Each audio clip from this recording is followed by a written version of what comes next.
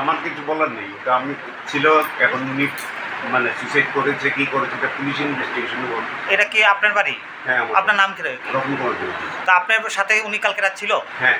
তো আজকে এরকম ঘটনা হয়েছে, কেউ বলছে এটা মার্ডার করা হয়েছে, কি বলবেন? এখন আমার তো এটা কিন্তু কিছু করে, এটা পুলিশ ইনভেস্টিগেশন করে যদি মনে করে যে আমি মার্ডার করছি।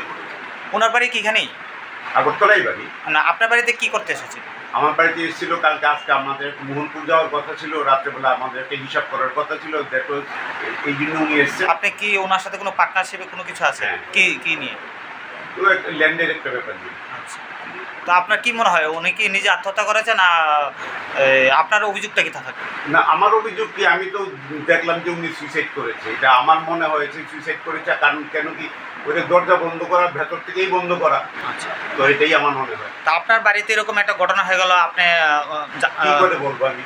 আমরা তো রাত্রেবেলা এখানে পাশাপাশি 2 রুম, এখানে আমরা বেডরুম আমরা ঘুমোচ্ছি, ওনার বেডরুম উনি ঘুমোচ্ছে।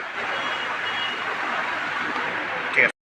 রতন কুমার চৌধুরী বলুন তো। রতন কুমার চৌধুরী। কি করেন? আমি বেসিক্যালি কনস্ট্রাকশন ব্যবসা। কেউ বলছে আপনার আর্থিক লেনদেনের কারণে ওনাকে মার্ডার করা হয়েছে বা ওনাকে মারা হয়েছে। দেখুন, এটা কে কি বলছে এটা যার যার ব্যক্তিগত।